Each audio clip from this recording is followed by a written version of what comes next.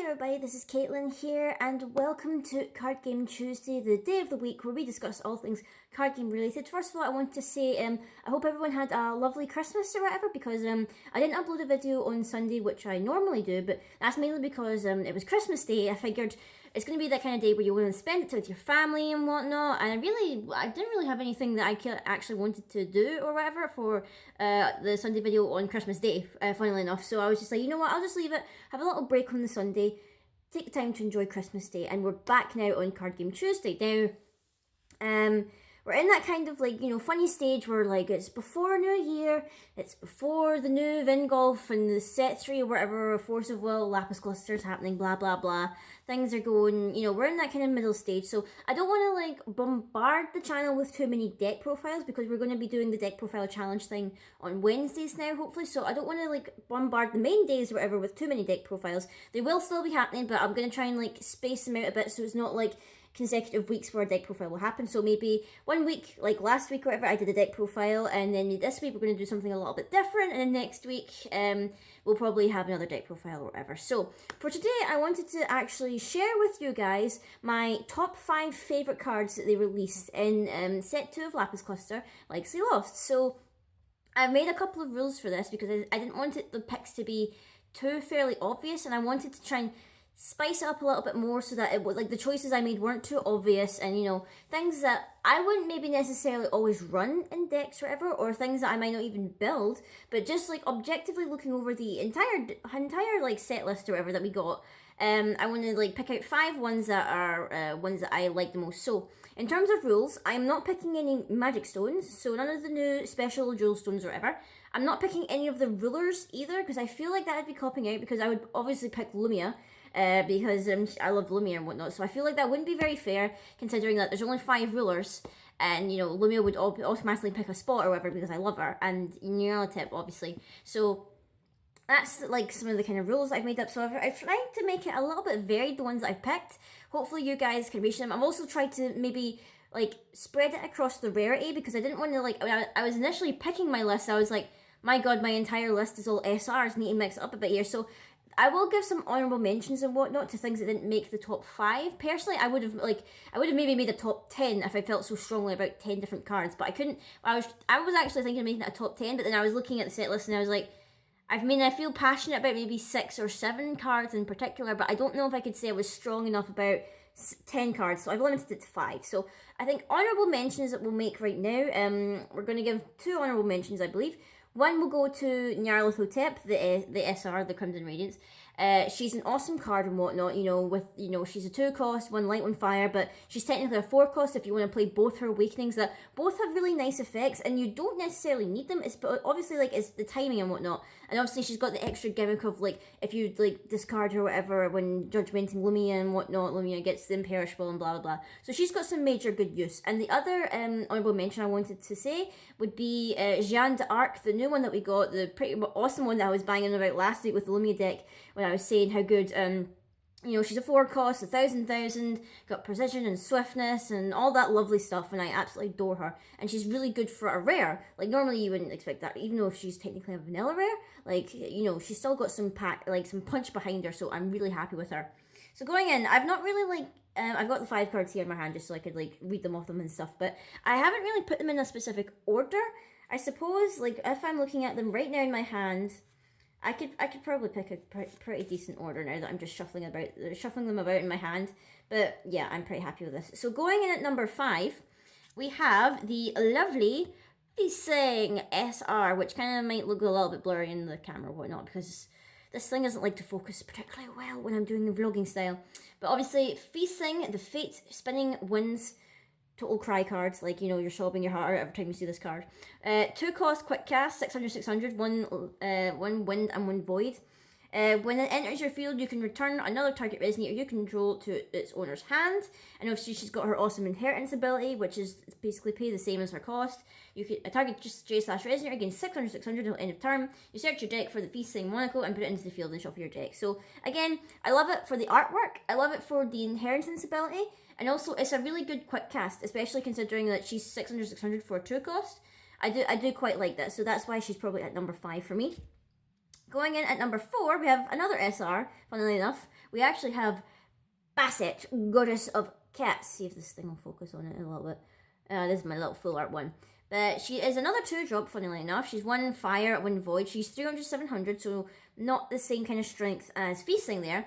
But she has the awesome ability where if a Cthulhu you control would deal damage to a J/Resonator, it deals double that much damage instead. So yeah, you're sticking this in your Nyarlathotep / Lunya decks with all your Cthulhus and stuff, which is what makes her so awesome. And also her inheritance ability is you can put 5 limit counters on target Cthulhu J/Resonator with limit. So just think of all those Niggeroths and all those Hasters with all their 5 limit counters and whatnot. It would be totally stupid and insane, and that's why I love her so much. I also love her artwork. She looks really cool. She's like, I kind of like how they've made her card, like her face is like, it's human enough, but you've got that kind of more feline look with like her nose and her eyes and whatnot. It makes her really cool, obviously, and you know, many people won't actually remember Basset was actually in Grim Cluster as well, although I believe she was a Wind Resonator, and she really didn't do that really good stuff. I mean, it was kind of weird how she was still a Cthulhu, but she was Wind, when the Cthulhus at the time were red and black, so it was just like, this kind of sucks why you've made like a Wind Cthulhu, because you're never going to splash that in with the old Nyarlathotep, because the old Nyarlathotep was, I'm pretty sure she was Dark Javeler as well. But going in to number 3, we have Jack climbing the beanstalk. I was actually, I don't actually know whether I ever mentioned this in a video, but I remember long ago, before Legacy lost, before Lapis Cluster even came out, I was always saying how I wanted like a new fairy tale ruler, like not necessarily like a main character kind of ruler, but I wanted like a new ruler, and I was always imagining that it would be Jack and the Beanstalk. I don't know why, like obviously we've got Milliam as like the new fairy tale ruler, and he's cool and everything, but I was always saying in my mind, oh, wouldn't it be cool if you had this like a Jack and the Beanstalk character as a ruler, and he'd start off as like the young boy, whatever, the happy boy, ruler side, climbing the beanstalk, and on the other side he'd be like Jack, the Slayer of Giants. He'd basically be like Christy, if you remember back in Grim Cluster, where she started out as like the kind of the elf whatever, and then she turned into Van Helsing, the Vampire Slayer. I was thinking of like that kind of epic storytelling, but obviously we just got him as a Resonator, which, you know, I'm still happy with. He has adorable artwork. I really want to draw fan art of him and something, because he is totally adorable. I love his little ponytail and his hair and his clothes. He looks so cute. He's a Wind Resonator, obviously. He's a 3 cost 2 Wind and 1 Void, 800, which is nice. And he's got the epic ability, obviously, that whenever he deals damage to your opponent, you can banish him, search your deck for the Skyscraper Giant and put it into your field, then shuffle your deck. Basically, you really want to run this with Milliam, I would believe, and do like the different colour fairy tales and whatnot. Kind of sad that he has to essentially kill himself to bring out the scary giant, but it's also cool. I also like that he's holding a little chicken. He's just got, I'm guessing that's the chicken that lays the golden eggs or something like that, but I really like this card, so it's in my top 5. At number 2, we're actually going to another wind one. You might notice a little bit theme here. There's like a couple of wind and reds going about, but this is actually a spell. This one is going to be Gale Force, a 1-drop quick cast. Destroy target Resonator with flying. Now the reason I've included this is because flying things are actually quite a big problem in Force of Will. I don't know, like, maybe not necessarily now in New Frontiers, now that Alice World isn't a thing in New Frontiers. Obviously, it's still a thing in Wanderer, so, you know, your Guibers and whatnot. But a lot of things fly now in Force of Will. You've got the new dragons, you've got, like, Mujdar, you've got, who else is flying? You've got, like, all these guys or whatever that are flying, and they're usually they're big chunky flyers or whatever. They're, like, got 12/12s, and they've got 1,000 healths and all this stuff. The healing dragon also flies as well, I just remembered that. But a lot of things fly, and there's not really much of a way to, like, previously, there wasn't much of a way to counter it, unless you ran flying stuff yourself, and you were just going to ping back stuff because you were hoping to block them, because usually the flying stuff is like the tanky things, and they're going to fly over you for massive damage. We finally got like a really good card in order to answer it, in order to swiftly get rid of those flyers that are like bugging us. So they dropping in the Flame Dragon of Altia. Nuh-uh, we are getting rid of that. They're going to be dropping the 2-headed dragon. Nuh-uh, we getting rid of that. They're going to drop something else, I can't remember, that flies. We are going to get rid of it, because also this deals with angels. If you're like, if anyone's still running angels or whatever, get rid of that. What else flies? A couple, like, I feel like a few vampires did fly.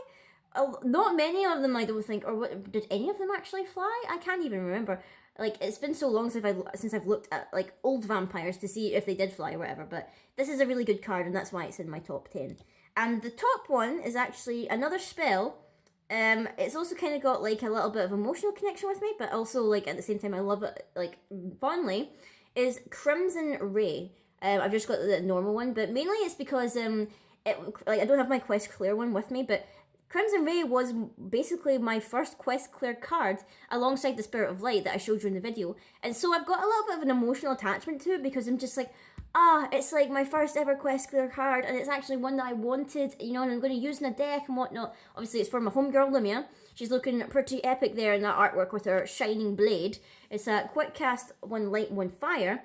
Obviously with the ability that this card deals 600 damage to target player or J/Resonator, you gain 600 life. So I like that in that you get life gain from it, and you can potentially kill a well, you're probably going to be killing a Resonator, because I doubt 600 damage would be enough to kill a J-Ruler, depending on whether you've damaged it already, but I really like this card. The foils look pretty nice, the quest clears look absolutely gorgeous, I absolutely love it. Seeing my girl Lumia there waving her sword about, she's looking awesome, and I like the way that this card can be used. Obviously it's a 2-drop quick cast, you're gaining life, you're gonna flick away something from your opponent's field and it's gonna be gone, so that's why I have to put the Crimson Ray at the top of my list. So this has been my top 5 cards from Legacy Lost. Next week I will be going back to a deck profile, and I believe, if I'm correct, actually next week will be in the year of 2017. So technically by next week we'll be in a new year, I believe, because this week is New Year's? Yes, this weekend is New Year's. I'm trying to figure that out in my head. But I'm looking forward to that. Also guys, I want you to, if you can, if you're a lover of Force of Will, click down to a channel down below. His name is, I'm going to say this wrong, and I say it wrong almost every single time I try to reference it.